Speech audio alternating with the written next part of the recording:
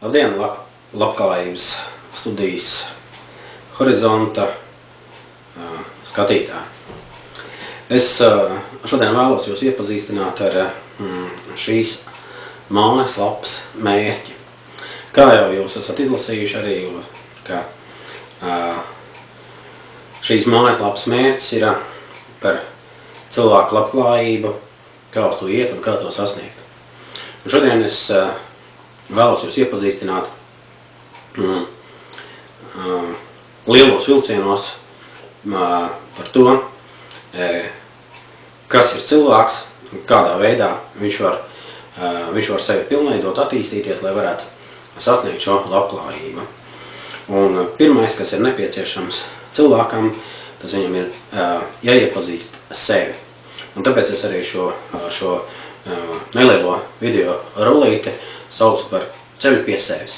Jo ceļš pie sevis, tas ir ceļš uz labklājību. Un katrs ik viens mēs pēc tā tiecamies, katrs ik viens mēs savā dzīvē vēlamies, lai katrā ik vienā dzīves posmā situācijā mums labi klātos. Vai tās būtu attiecības, vai tas būtu darbs, veselība, un tā tālāk un tā joprojām. Un lūk, svētajos rakstos Bībelē Jānis saviem brāļiem, tā laika brāļiem, raksta: Mīļie, es jums novēlu visās lietās tādu labklājību, kāda ir jau jūsu dvēselē. Un tas saskan ar Kristus teikto, kā viņš ir teicis, dzenieties vispirms pēc debesu valstības. Tātad cilvēka prioritāte ir dvēseles sakopšana, kurai seko labklājība, arī pārējās cilvēka dzīves jomās. Cilvēka garīgo attīstību var arī salīdzināt kā koku. Tā stiprums, spēks un stabilitāte vērtas laikā atkarīga no sakņu daudzveidīgo atzarojumu un to dziļumu zemē. Jo lielāks koks, jo nepieciešamākas lielākas saknes. Ja notiek disharmonija uz ārā, piemēram, koks ir liels, skaists un kupls, bet saknes ir seklas, vārgas, tad šādam kokam ir ļoti mazas izredzes vērts laikā nesalūst. Cilvēka spēks ir viņa garīgumā. Ja tomēr cilvēks pirmajā vietā liek redzamo daļu, bet neredzamo atstāja novārtā, tad viņa dzīve iestājās disharmonija, un savukārt tā noved pie krīzes. Un to mēs taču neviens nevēlamies.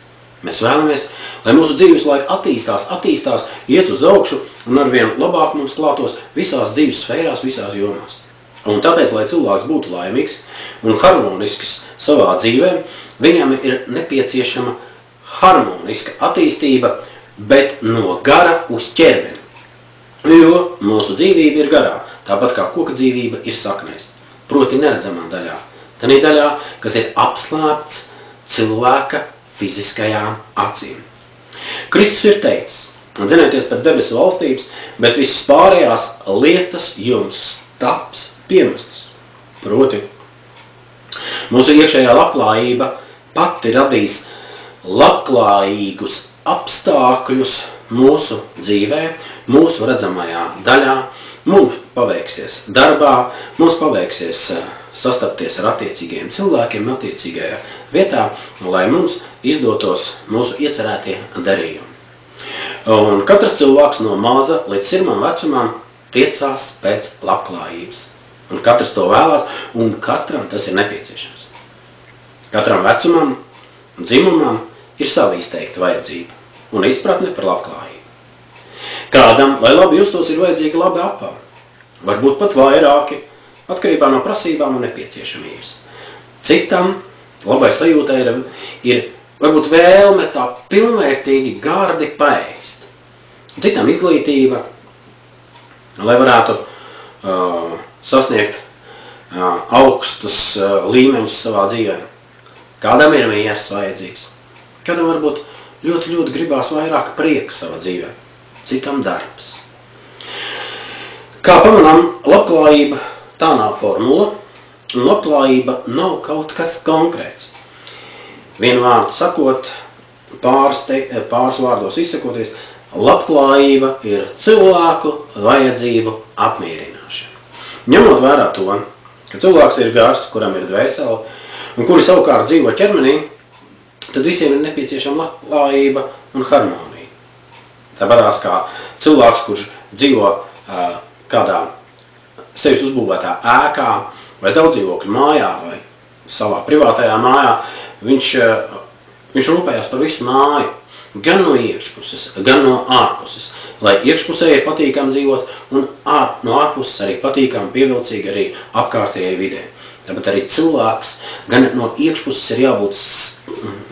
ir viņam jābūt skaistam, patīkamam, jaukam, tātad dvēselē starojošam, un arī no ārpuses ir jābūt simpātiskam un pievilcīgam priekš apkārtējiem cilvēkiem. Tātad, ņemot vērā to, ka cilvēks ir šis gars, un kuri dzīvo, viņam ir nepieciešama tāda šī harmonija visās savās dzīves jomās. Piemēram, ja cilvēks ir paēdis, bet ir bez apģērba, augstā laikā, viņam ir augsts, un tā ir disharmonija, viņš nejūtās labvēlīgi, viņš nejūtās labi, tā tad nav labklājības.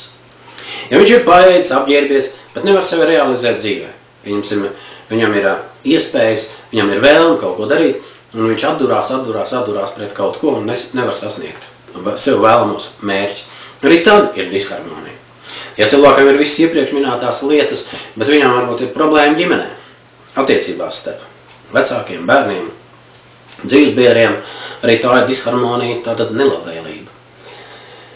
Cilvēku dzīvē ir dažādi šie attīstības posma dziļumi, kurus ir vēlams mums katram ikvienam zināt, kurā posmā, kas mums ir gaidāms.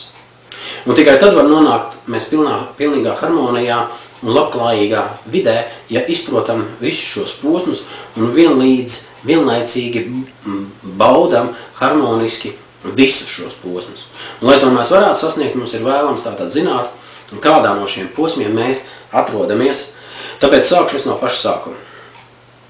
Pirmais, kad cilvēks ir piedzimis, viņš instinktīvi zina, ka viņam ir vajadzīga barība, siltums, mīļums un drošība. Tad, kad bērns tikko piedzimst, viņš zina, kā zīst. Viņš zina, kā saņemt sev nepieciešamo barību. Viņš jūt, ka viņam vajag siltumu, viņš pieglaužās tuvāk pie savas mātes, ķermeņa siltumu. Viņš jūtās tur droši. Un, kad cilvēks sāk paaugties, parādās arī šie seksuālie instinkti, tieksme baudīt pretējo dzimumu. Un visas šīs vēlmes ir labas un nepieciešamas. Bet viņš vēlās, kamēr viņš ir šajā posmā, viņš vēlās to apmierināt uz kāda cita rēķina. Un vēlāk kaut ko arī sāk ieguldīt no sevis, bet tomēr minimāli, lai pretī dabūtu maksimālu labumu. Šis cilvēka posms ir pirmais tāds instinktīvais līmenis, kurš ir arī dzīvniekiem, jo arī viņiem ir vajadzīgi tieši tie paši apmierinājumi, lai justos labi. Un es gribētu paralēli stāstīt par kādu ģimeni, kura ceļo pa savu dzīvi.